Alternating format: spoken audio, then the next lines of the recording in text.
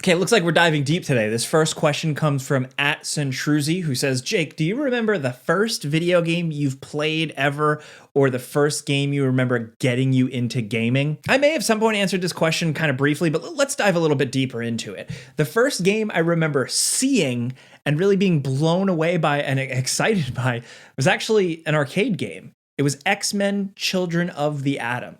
I saw it at a pizza place. There was a pizza place in a local mall I would go to, and I remember like picking up a pie with my mom or something like that, and then just seeing the attract screen flashing all my favorite X-Men characters at my face.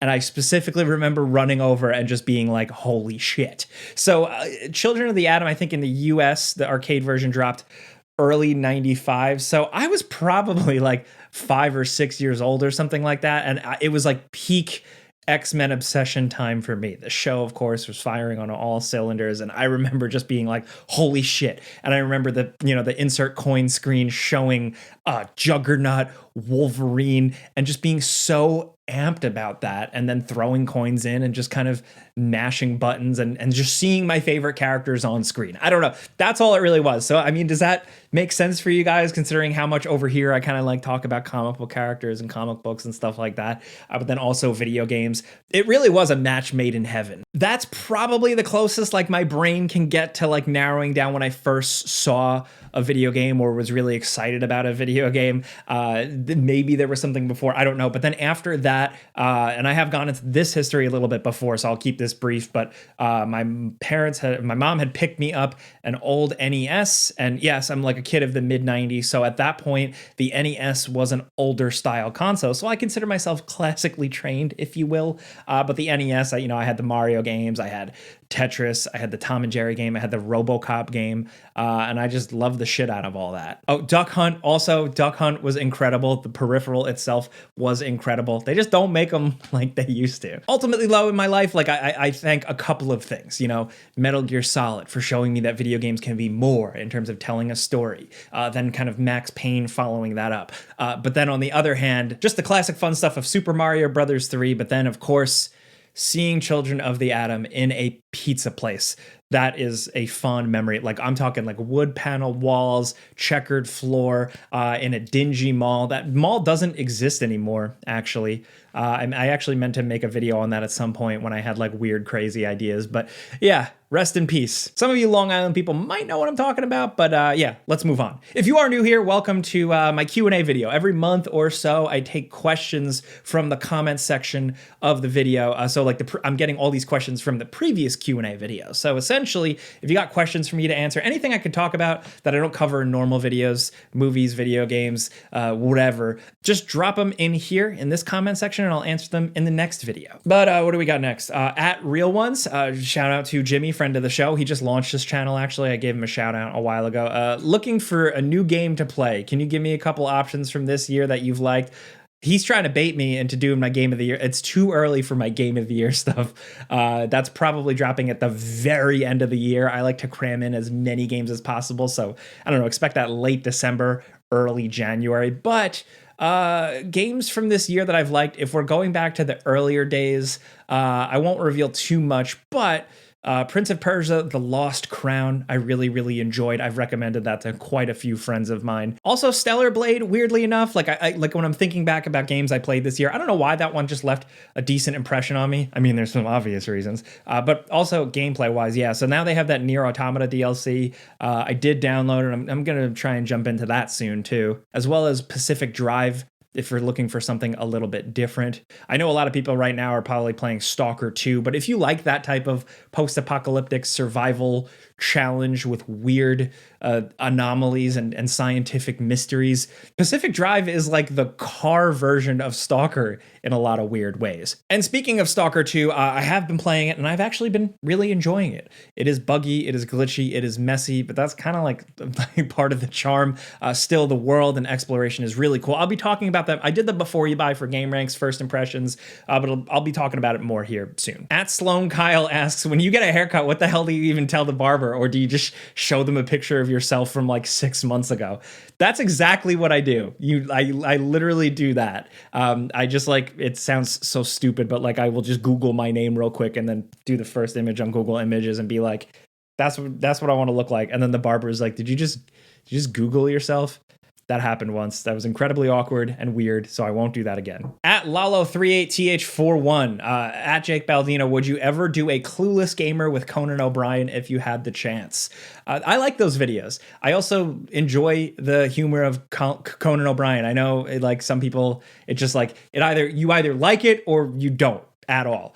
His Hot Ones episode was like one of the best things I've ever seen. Also, the travel show he did for HBO Max, I think is really underrated. I think it's really charming and has some genuinely good laughs. And I like that. I appreciate that. But yeah, Clueless Gamer, the thing with that though, man, and I like to think I have a good sense of humor, like jokes and being not serious is like my favorite thing in the world. I mean, like I'm a professional clown. But I also get very defensive over video games, and I take video games very personally. And he just dunks on video games like a dad. He does a lot of great bits, and you can get a lot of great comedy out of them. But he's also kind of down on a lot of them in a lot of ways. And even with my sense of humor, I think I would just kind of get a little pissy and defensive. So that would be really funny. Also, I've never been a Clueless Gamer video because I'm irrelevant. At PC Cooler asks, you seem to just be happy and positive all the time. I hope it's not just for the camera and is how you tackle life too. But just in case, I think instead of where's Jake, it's time someone asked, how's Jake? That's very kind. Every once in a while, people do that, and I appreciate that.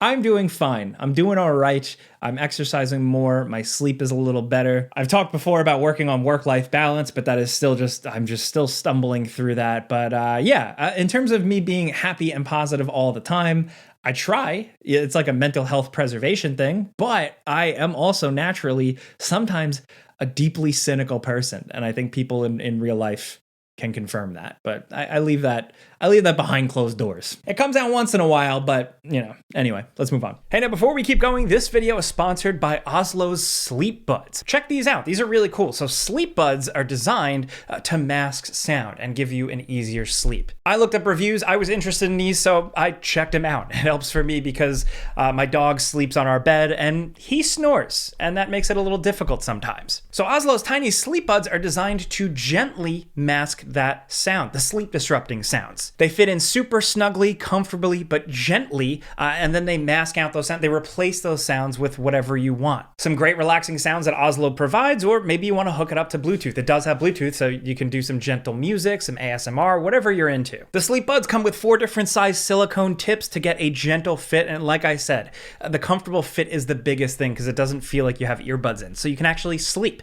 And they work for side sleepers as well. And it comes with an all-night battery life and biometric sensing. This way, it can detect when you fall asleep and it can switch the sounds off. Also, you don't have to use this with your phone. The Sleep Buds offer a phone-free mode that allows you to just open these bad boys up, pop them in your ear, and the masking sounds you chose previously just automatically start playing, and I have been loving that. And if I want, I can set a special alarm for it to gently wake me up and not wake up my wife or my dog because they wake up at a different time. But the biggest thing for me personally is like they work, they're comfortable, and they just feel premium. I'm a tech snob, and I just really like the build quality, the feel, the features, everything. Again, Sleep Buds are science-driven, designed for the best sleep of your life. So if you want to check them out, first of all, big thanks to Oslo for partnering with me. All you got to do is scan the QR code on screen or click the link in the description down below, or use code Baldino, my last name, to get $10 off your Oslo Sleep Buds. Again, QR code here or check that link in the description down below. Don't forget code Baldino for $10 off, and big thanks to Oslo Sleep for sponsoring this video. Now let's get back to it. Ooh, I'm sorry if I'm mispronouncing this. Izakal Tarere 9279. I butchered that. I am very sorry. But what are your thoughts on Shadow of Mordor games? I was never a Lord of the Rings fan, but those games hooked me because it had Batman Arkham Combat with the newly introduced Nemesis systems. Any thoughts on if they will ever bring it back? And if so, what would you like to see from it? Dude, oh man, the year it came out, Shadow of Mordor was my game of the year. I'm pretty sure, and I made a video, you can go back, I've been doing this forever. Shadow of Mordor, I think, was my #1 game of the year pick that year.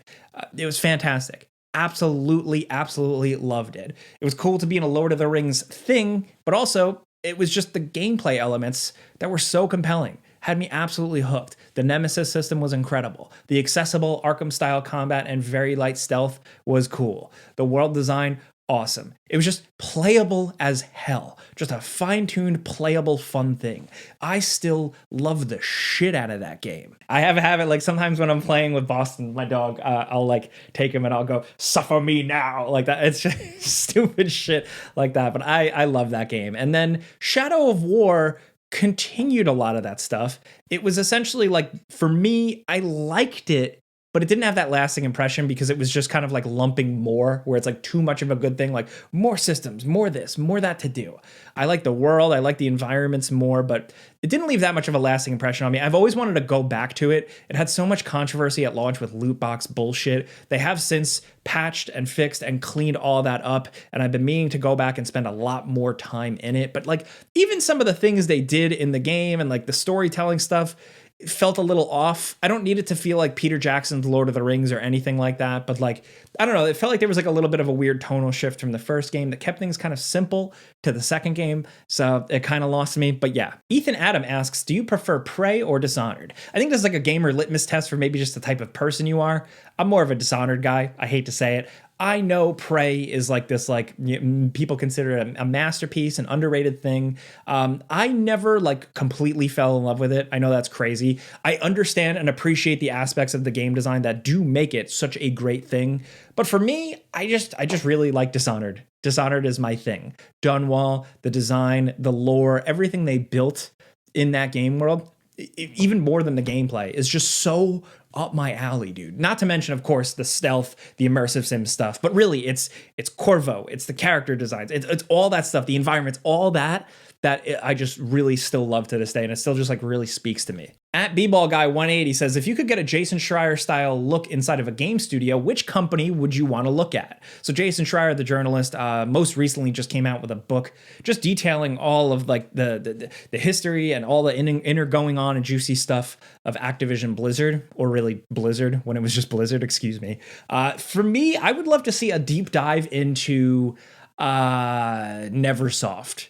Neversoft, the studio behind a lot of things, but most notably the Spider-Man PS1 games, but also Tony Hawk's Pro Skater. I would love to hear more about the early days of making those games. There are some articles out there, some post-mortem, some people have found some of the original developers and interviewed them. There are great pieces out there. You should Google them. But yeah, I would love to just see a whole cohesive thing. Like if there was like a big meaty book on that with a bunch of stories, I would buy that book and read it cover to cover. There is also a lot of good Hideo Kojima stuff out there. Jeff Keighley, of course, when he used to do like journalism and stuff, did the final hours of Metal Gear Solid 2, detailing a lot of the makings of that game. Really good reads, stuff like that. But anyway, at Cobra96 Delta asks, with Game Informer closed, what other gaming magazine subscriptions do you recommend? As of right now, there are some smaller ones, but I'll be honest, like I am guilty. I only have a subscription to Edge Magazine right now, and that's good when that shows up. But also EGM just did a thing. EGM, Electronic Gaming Monthly, kind of is coming back. I mean, not really. So essentially, there's a big Kickstarter campaign for a compendium, this awesome EGM like history book. And I quote, a definitive history of video games through the pages of the #1 gaming magazine. EGM for me was one of my favorites. I was subscribed to it for a long time. Some of my favorite covers I remember off the top of my head. I think they had a really good Metal Gear one, a Final Fantasy X one. I could go on. So yeah, I backed this Kickstarter straight up. I want that book on my coffee table. I love history, and I miss that magazine. AI Support says, hey, Jake, you often talk about single-player, non-competitive games. Have you ever gotten deep into playing any games competitively? If so, which have you put the most time in? Oh, man. Sometimes I forget. Off the top of my head, Rainbow Six Vegas. Rainbow Six Vegas was huge for me. Like a defining moment, man. I really played the shit out of that. Streets was like one of my favorite maps ever made. I just really love that gameplay. I love the third-person cover system with the first-person combat, and I had a good group of friends I would play with. Also, believe it or not, the original Call of Duty 4 Modern Warfare. That was the multiplayer. That was essentially like what set the stage for what Call of Duty is today. And I knew it, and I played the shit out of it. I never really got hardcore into Call of Duty competitive multiplayer after that again, but yeah, That was the best, man. The early days of kill streaks and ranking up and prestige and all that. What a time. There's definitely more Spies versus Mercs, Splinter Cell. I got into Tribes for a minute, like way back in the day. Also, I've always wanted to be good at Rocket League. I really appreciate that game as a thing, but I suck at it. And speaking of like old school games, Avery Vivada asks, do you think they'll ever revive SOCOM? I don't know, man. I really don't know. I think Sony is sitting on a lot of like multiplayer things that they could revive. It's interesting, right? They want to do the whole big live service push, but like they didn't bring out Killzone for that or like a SOCOM. They just tried to come up with a new thing like Concord. Hey, at least Helldivers worked out for them. But yeah, I don't know. SOCOM was weird. I love them very much. I also just love third-person shooters and third-person tactical shooters. The early days of PUBG kind of reminded me weirdly enough of SOCOM, and I missed that. But yeah, there was that PS3 one that like I thought I was the only person that like thought that one was at least kind of good. I was just happy to kind of have some sort of SOCOM something. But I don't know. I don't think we're gonna see SOCOM anytime soon. I guess now in this day and age, maybe it's too generic. Maybe it needs a little something else. I don't know. But maybe they'll make it a battle royale. 100 SOCOM mans drop onto an island. Anyway, this is the Q&A for this week. I think that's probably a good time to wrap this up. I'd love to know what you guys think about my bizarre, weird answers and hot takes. But also, I want to do more of these. I want to try and do two a month now. So hit me in the comments here. Some questions, some stuff you want to ask me. Top of mind stuff in news headlines, or just random questions. Whatever you want, hit me up. Now, thank you for listening to me. If you just listen to me ramble for this long, I do appreciate it. I know some of you guys listen to these as kind of like a podcast episode. So if that is the case, you better like clean your hands if you're washing the dishes, because you're going to have to like click on a new video because I'm about to end this one. So thank you. If you like this video, click the like button. Make sure to do that. But I'm Jake Baldino. Subscribe because video games. Pizza's on me.